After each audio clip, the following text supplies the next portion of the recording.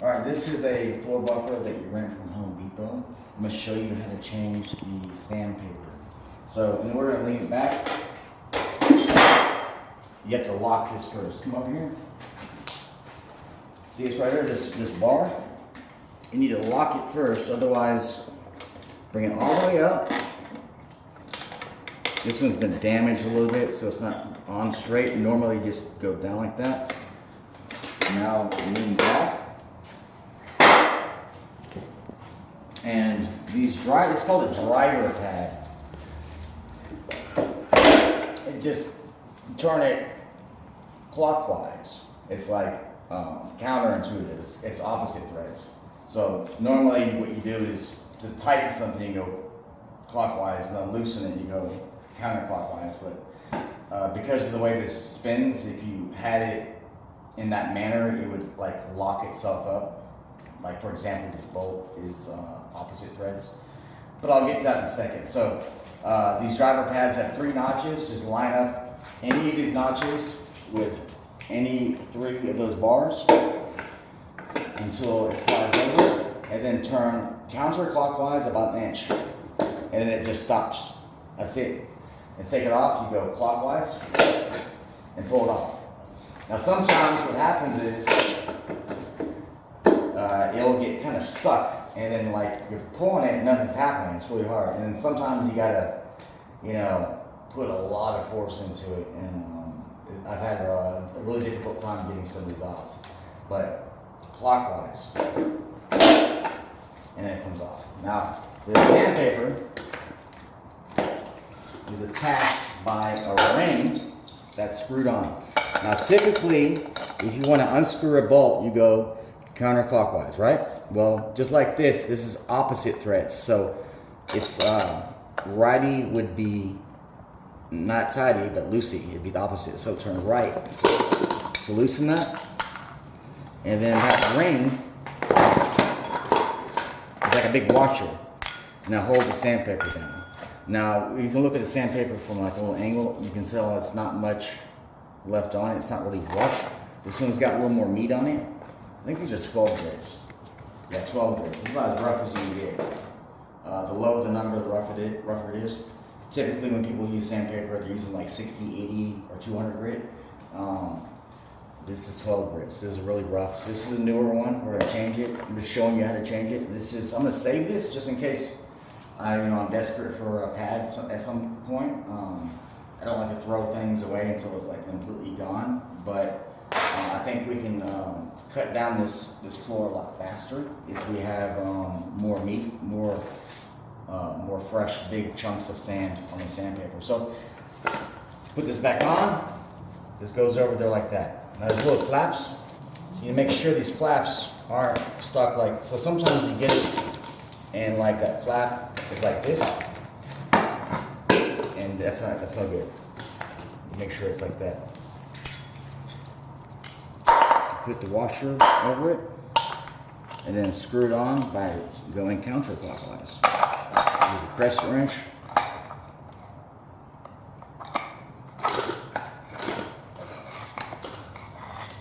Until it's tight, snug. You don't want to like strip it, go super tight, but I'd say between snug and tight.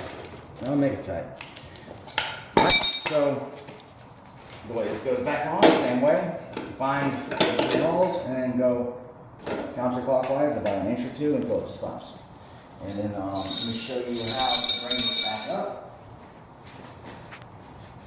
Just lean it up.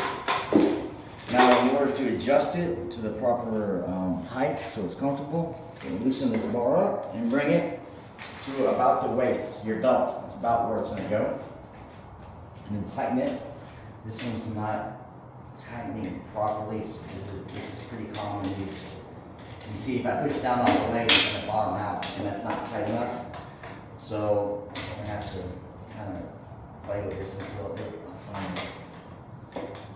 Alright, so you need to push a lot of weight on that. Make sure it's tight. Otherwise, what's going to happen is you're going to lose control. So this is safety. Once you press the safety and then engage it, you can let go of the safety.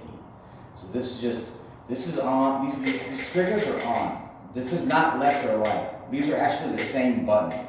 Just only, these are not separate. See, they go. So a lot of people think, well, left and right. No, no, no. This is just on. If you let go, it turns off. So in order to get started, you push the safety, and then you pull the trigger. Stop, you just let go. Okay? Now you do not have to keep the safety held down. So, like I said, push safety. Notice how I went left to right. As long as one of these is held down, that's fine. It doesn't matter if it's a left one or a right one. But once you let go, you have to use the safety again in order to turn it back on. These take a while to get used to.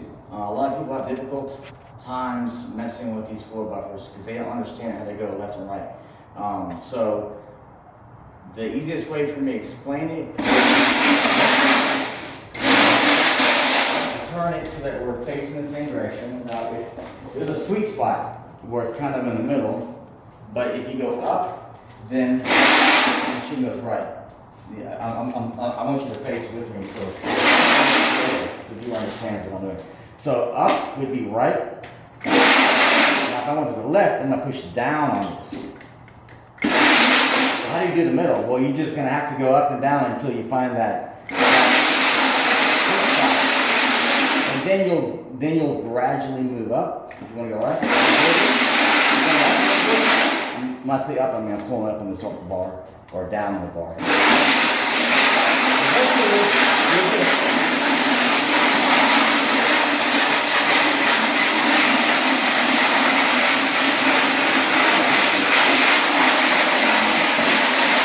Eventually you get a hang of it. It takes a while. So let's take a here. So these white spots were those chunks of the floor that, let's see if we can find some of those chunks. See these, that chunk right there? These lots of things sticking out of this floor. And we're knocking it all down with that sandpaper, and it's doing an excellent job. That's a lot better. An alternative would be to take hand scrapers or a palm sander by hand, which would be ridiculous. We're gonna go over this whole floor at least twice, once this direction and once this direction, and then take a look at it afterwards and see if it's ready to do the bond done. Cool.